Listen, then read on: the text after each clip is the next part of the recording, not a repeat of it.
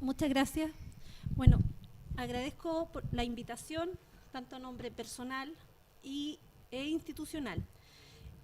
Nuestro fiscal nacional, en ejercicio, cuando asumió sus funciones hace ya 6 años, decidió algo que para nosotros, los que nos interesan los niños y los delitos sexuales, fue muy importante, que la persecución penal de delitos sexuales era un punto estratégico del plan de acción y que era una persecución de tipo compleja, reconociendo así las dificultades que tenemos los operadores, los fiscales o los profesionales que interactuamos con víctimas en llevar con posibilidades de éxito a juicios estos casos, y también las dificultades que tenemos para lograr condena. Todas las semanas hay en prensa casos, ¿no es cierto?, que ustedes podrán ver, donde la verdad la opinión pública no sé qué termina entendiendo, porque hoy día el pobre sujeto es inocente, hay una confabulación de la familia, la ex señora, es una injusticia que se le esté calumniando por un delito de abuso, un delito sexual. Esto también está muy presente cuando el personaje es de relevancia o tiene un nivel de contactos importante. Todavía culturalmente la verdad que hay mucha resistencia a pensar que el abuso sexual es una realidad, que los niños son abusados en un porcentaje para nada menor, no obstante que todavía hay mucha cifra negra, y que los abusadores no necesariamente son pedófilos o sujetos con caras de degenerados o que están en la esquina haciendo exhibicionismo, sino que pueden ser un sujeto, un gerente, un director de colegio, una persona importante. Nosotros empezamos con las investigaciones ya con todo en contra. O sea, los niños son las únicas víctimas que en Chile se les hace un peritaje que se llama de credibilidad de relato. Usted, si va a denunciar que le sustrajeron su bicicleta, no creo que alguien le diga, a ver, hágame un test. No, usted, como ciudadano, usted le creen. A un niño, en un abuso donde no hay una lesión física, tiene que pasar por análisis de relato que son victimizantes, que tiene que ir a juicio a convencer a los jueces, porque una cuestión es que el fiscal le crea y que cree que tiene un caso, y que por lo tanto lo quiera presentar a un tribunal. Pero que el tribunal, ustedes saben nuestras garantías constitucionales que tenemos como ciudadanos, que están muy bien, pero para el tribunal el sujeto es inocente y obviamente la fiscalía, tenemos la carga de la prueba, tenemos que demostrar la culpabilidad, incluso pasando por sobre la víctima que tenemos que victimizar. Nosotros sabemos que es un difícil equilibrio. Pero también sabemos que desde la persecución penal, y desde aquí les hablo desde mi experiencia, la persecución penal cuando llega a un éxito, en el sentido que el niño se siente escuchado y creído por alguien que nunca pensó que le iba a creer, porque el agresor, ustedes saben, cuando es intrafamiliar o lo conoce, manipula su mente, le dice no denuncies, porque a ti no te va a creer nadie. Mira quién soy yo y mira quién eres tú. Los niños mienten. ¿Se acuerdan que venimos también de esa lógica? Los niños mienten. Lo cultural nos juega en contra. Entonces, lograr éxitos en estos casos es un desafío para nosotros. Nosotros intentamos tener fiscales especializados en estas materias, especializados en el fenómeno, especializados en las dificultades que van a tener, porque la verdad que si esperan que un niño sea capaz de sostener un relato desde la denuncia hasta el juicio oral, pasando unos cuantos meses de investigación, están pidiendo harto. Nosotros les decimos, apuren las investigaciones. Los primeros momentos de una investigación penal son importantes porque hay colaboración, pero a poco andar, la misma familia presiona al niño, porque claro, el agresor de repente está privado de libertad y era el proveedor familiar, o era muy importante en la red de contactos. Esto nos ha pasado cuando grandes personas con muy buena posición económica denuncian y el sujeto denunciado era una suerte de guía de un grupo mayor y por lo tanto todos los contactos están en riesgo de perderse. Entonces gente que uno podría decir, pero ¿qué miedo van a tener si son profesionales, tienen grandes empresas? Siempre todos pueden perder algo y los niños suelen ser los niños los más cuestionados. Ante esta realidad, les contamos cómo estamos en la Fiscalía. No les queremos decir, por cierto, que tenemos todo resuelto, porque necesitamos más recursos, por ejemplo, en la red pericial. Nosotros tenemos listas de espera para evaluar niños de 8 meses. Y eso lo hemos dicho desde el año pasado. O sea, la red pericial en Chile, que es el Servicio Médico Legal, el CABAS o algunos organismos colaboradores de CENAME, conocidos como Centros de Diagnóstico, los DAM, no van a periciar a un niño a la brevedad. Y eso implica que la terapia reparatoria, que es la etapa que viene después, muchas veces se ve interrumpida porque hay que recordar el relato para efectos de evaluarlo. No estamos en el mejor de los casos, pero seguimos, al menos desde lo personal, muy convencidos que para un niño muchas veces es muy reparador lograr la condena del agresor, porque sienten que ellos como persona, en su dignidad, ellos le creyeron. Aquí les cuento una experiencia personal. Una víctima con síndrome de Down nunca pensó que le iban a creer, ni a ella ni a su mamá, que era con el mismo daño y más encima tartamuda. Entonces, en el juicio oral logramos en ese tiempo una condena con beneficio. El agresor era el padrastro. Y para mí, como fiscal, era muy frustrante porque uno quiere que el sujeto, por algo tan deleznable como esto, esté preso. Entonces, una pena con beneficio, con firma, era como que poco. Pero ellas estaban muy contentas, porque en su vida pensaron que alguien las iba a creer en su relato, porque ellas se sentían, se habían creído ya que, aparte de sus limitaciones cognitivas, eran incompetentes en general. Entonces, también los invito, porque ustedes están muchas veces en la primera línea de la detección de los delitos, a confiar en que la persecución penal, no obstante que victimiza, también es muy reparadora. Y además hay una sanción social, que eso es muy importante. El agresor sabe que no vamos a tolerar su agresión.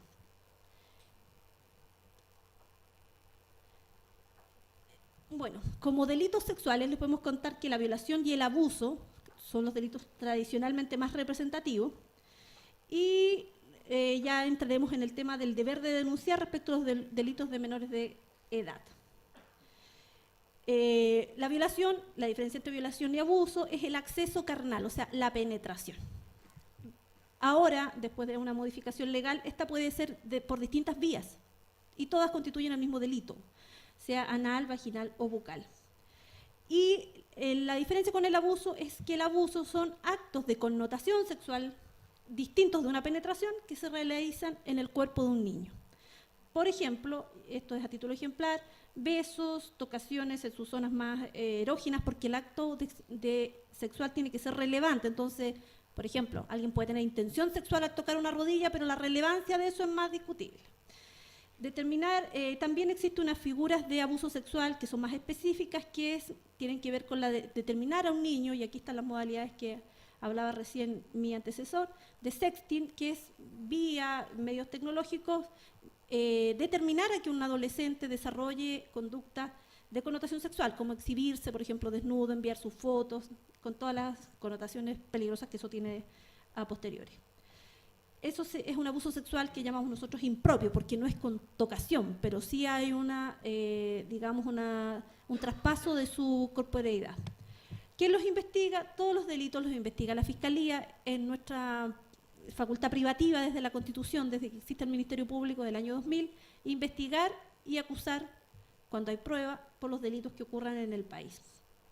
Las denuncias las pueden hacer, obviamente, en todas las policías, las dos policías, y también la Fiscalía tiene un horario de recepción de denuncias. ¿Qué queremos nosotros y qué nos necesitamos para llegar a algún puerto con una denuncia? Que haya información de contacto de la víctima. A veces se denuncian cosas como en el colegio tanto, se presume que el furgón tanto, y uno dice ya, ¿y ahora cómo entro a esto si no tengo por dónde empezar? Hay quien pedir que entreviste a la policía, o a quien pedir que vaya a la Fiscalía a declarar. En lo posible, un dato de una víctima, su edad y estos datos de contacto. El adulto responsable muchas veces, lamentablemente, puede no ser un agente protector.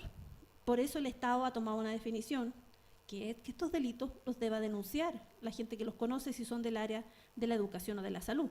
¿Por qué no lo dejó así como siempre había sido? En definitiva, que cada uno viera lo que quisiera lo que quisiera. Porque estábamos al debe con las convenciones internacionales en derechos del niño. El delito más grave o la vulneración más grave de la Convención de Derechos del Niño es un delito sexual, obviamente, aparte obviamente que lo maten. Pero no teníamos buenas tasas de detección, ni de investigación, ni menos de sanción. El sistema antiguo de persecución penal, la verdad que dificultaba mucho un resultado exitoso, porque en delitos sin prueba física, como un abuso, una tocación, en ese tiempo existía un sistema de prueba que tenía que ver con cuánta prueba. Entonces era cuestión que el imputado llevara 5 testigos que dijera que él no lo hizo y le iba a ganar a la víctima, que eran 2. No sé. Era muy ilógico. Hoy día al menos los jueces pueden condenar según su libre convicción, según la sana crítica, de acuerdo a la prueba rendida, no a la cantidad. Podemos tener solo una víctima y su peritaje de credibilidad del relato, y podemos construir un caso con eso. como profesionales, si ustedes obtuviesen un relato espontáneo, la idea es que es muy importante en un delito sexual cómo se provoca la develación. Ustedes habrán escuchado también por la prensa que siempre nos cuestionan que no, que la madre inoculó un relato en la víctima, que frente a sus otras dificultades que todas las familias tienen, quiso focalizar todos sus problemas en este agresor y armó una denuncia.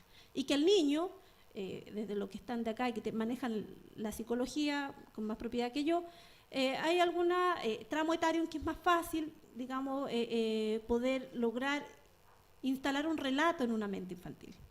Nosotros ese presupuesto lo trabajamos en las pericias. Las pericias siempre parten de la alternatividad. Nosotros como Fiscalía nunca partimos de la base de que el relato necesariamente es creíble. Nosotros creemos en la víctima y la acogemos así, pero para tener prueba técnica, científica, digamos, una de las hipótesis que se trabaja y que se tiene que descartar en este análisis de relato por la red pericial es que el relato sea inoculado, sea implantado y que no sea real, que no sea una experiencia vivida.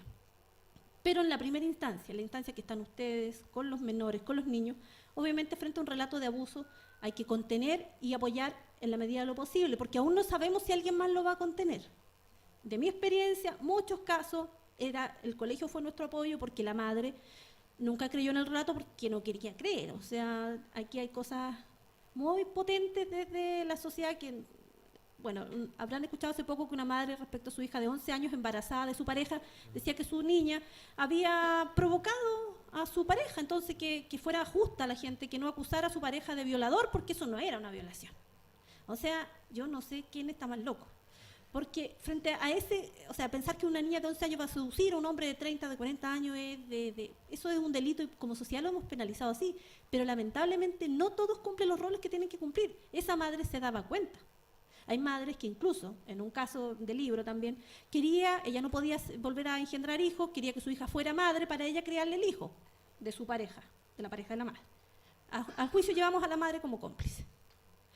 Muchas veces la dificultad está que si perseguimos a la madre, a ese niño queda en la orfandad. Y también sabrán, disculpen lo actual del dato, pero que a veces que los niños estén en un centro de Sename tampoco es tan buena alternativa. Entonces, ahí hay que siempre el justo equilibrio, manejarse hasta donde uno puede empoderar a esta madre y en cierta manera encuadrarla. O sea, usted nos colabora porque le conviene y porque es lo que tiene que hacer. Pero muchas veces no es lo que ella estuvo haciendo y muchas veces ella supo y era cómplice. Se debe realizar la denuncia, ya les dije que esto es por deber legal. Y respecto, si por ejemplo la víctima, y también lo viví, niños que camino al colegio el padre los violaba. Los pasaba a estacionar, los violaba. Entonces en el colegio, efectivamente, cuando develaban, la ropa aún era, pero así, prueba, una joya de prueba. Teníamos ADN, un caso con ADN y con penetración no lo vamos a perder. En general, siempre habrán excepciones. Esto es muy importante, el tema de la contención y del apoyo, para que el niño pueda superar. Nosotros pensamos y creemos en la resiliencia del niño. Se puede resignificar una experiencia abusiva. El niño tiene que entender que no es culpable del abuso, que no buscó el abuso, que no sedujo a su abusador, que no tiene ni una responsabilidad en esto y que es víctima. Eso es un proceso reparatorio y en eso también el Estado se hace cargo. La Fiscalía, como les conté, nuestra apuesta es a trabajar con fiscales sensibilizados en el aspecto, también acostumbrados a trabajar multidisciplinariamente, con psicólogos. Nosotros terminamos hablando de test, de terminología que jurídicamente no es común, pero no podemos ser tradicionales en esto, porque esto es fenomenológico. Así como la violencia de pareja, la violencia intrafamiliar, tengo que llevar una batería de información al juicio que no es de lo que ocurrió, sino de por qué ocurren las cosas, por qué demoró el niño en denunciar, porque al final al niño lo cuestionan todo el proceso penal es cuestionado. Entonces yo como Ministerio Público tengo que tener suficiente formación y llevar a juicio antecedentes que me permitan lograr la convicción de un juez, que, como les digo, en principio veo un sujeto ciudadano inocente. Las fiscalías trabajan con unas unidades de atención a víctimas y testigos donde hay profesionales psicosociales que nos ayudan a hacer estos primeros encuadres, acompañamientos a los niños y después se deriva para la terapia de largo plazo a la red. Entre nuestras funciones respecto a los niños y víctimas está la orientación respecto al proceso penal y su curso. No le podemos decir a un niño, sabes que cuéntame a mí y nunca más vas a contar esto en ninguna parte. Hay proyectos de reducir la cantidad de entrevistas y nosotros estamos de acuerdo con ello. Pero obviamente esto tiene que ser compatible con la estructura del proceso penal que tenemos. Y eso ha sido un poco difícil de lograr. Pero nosotros creemos que un niño debería declarar menos que lo que hoy día declara, claramente. Al menos una durante la investigación, con la pericia y luego el juicio, no más que eso. Hoy día suelen ser unas 2 declaraciones más. Se pueden disponer medidas de protección también para su declaración en el juicio oral. Por ejemplo, el circuito cerrado de televisión que declare una sala contigua y por lo tanto no sea visto por su agresor ni sea confrontado visualmente y sea interrogado solo por los jueces y nosotros como Ministerio Público le preguntamos por intermedio de Sonoprompter. Esos proyectos están bastante asentados a nivel país y en general un niño no declara como declara un adulto, pero también nos gustaría que estuviese por ley y que no tuviésemos que solicitarlo caso a caso, porque muchas veces nos vemos argumentando algo que es tan obvio que uno encuentra que ya debería estar definido por ley, que simplemente un niño no va a declarar nunca tradicionalmente en un estrado. Exámenes, como ya les conté, si hay un delito de penetración será necesario un sexológico, si no, se estima que esto victimiza. Por ejemplo, si un niño me dice que me tocó aquí, yo no le voy a pedir un examen ginecológico porque la verdad que no viene al caso. Peritajes químicos, biológicos, tienen que ver con los hallazgos de restos biológicos en las ropas o en los mismos fluidos de las víctimas. Y los peritajes psicológicos de los que ya les he hablado. Un minuto. Entonces, voy a dejar esto hasta aquí porque me interesa que denuncien, como si no tuviéramos denuncia. Pero esto es el giro del negocio de nosotros, investigar. La denuncia obligatoria, ¿dónde está? Está en el Código Procesal Penal, que señala... a ver, ¿dónde está el telón? Ahí está. Señala que este tipo de profesionales, jefes de establecimiento, de clínicas, de profesionales de la salud, y abajo está la letra E, directores, inspectores y profesores de establecimiento educacional de todo nivel, y que respecto a los delitos que afectaron a los alumnos en general. Esto, tenemos un plazo, hay 24 horas para hacer la denuncia desde que yo conozco el hecho. Si alguien del colegio lo va a hacer, obviamente no lo tienen que hacer todos los que conocen, pero no puede ser excusa, y esto nos ha pasado que dijeran, no, yo pensé que el director la iba a hacer. O sea, coordinémonos y es un deber, y aquí la superintendencia lo sabe mejor que nada, de tener protocolos para la detección de abuso sexual, porque obviamente no puede quedar en la equivocación ni en la nubosa de la duda si esto se traspasó a la luz pública o sigue siendo una información. No hay que investigar. Muchas veces nos pasa que colegios o incluso instituciones se ponen a hacer indagaciones, ¿será cierto o no? Porque el que está denunciando es el capellán del colegio, entonces esto es difícil. No les corresponde. Para eso les conté, las facultades constitucionales de investigación son de la Fiscalía y de nadie más, ni de los jueces, ni de la policía por intermedio de nuestras órdenes. Pero no es que queramos ser la reina de la torta, pero se trata de que esto es delicado y no es conveniente cuando se empieza, porque se victimiza más también. O sea, un niño muchas veces pasa y dice, no, pero si ya yo lo conté tantas veces, pero todavía no se ha hecho ni la denuncia. Entonces, no hagamos eso. El incumplimiento de la obligación de denunciar tiene aparejada una pena de multa. Creemos que es una pena baja, pero esperamos nunca tener ni siquiera que pedirla. A raíz de algunos casos hemos tenido hartas excusas de algunas organizaciones diciendo, no, pero es que aquí había un error metodológico, no sé si me explico bien. Respecto a la obligación de denunciar, como les dije, desde la ley 20.536, que modificó la Ley General de Educación, existe la obligación de tener protocolos de acción preventivos de delitos sexuales en los establecimientos educacionales. Así que, si no los tienen, obviamente hay que trabajar en ello, porque no se trata de poner un tema que no existe. También es cierto que hay personas que dicen, pero es que aquí es como una epidemia, si hubo un abuso en un colegio y ahora todos los colegios estamos en tela de juicio. La verdad que con este protocolo es de detección y de prevención. Siempre es buena la educación, también en el área sexual. También que nuestros niños cada vez adquieran más competencias para defenderse de los agresores, que lamentablemente se las arreglan muchas veces para estar vinculados a la educación.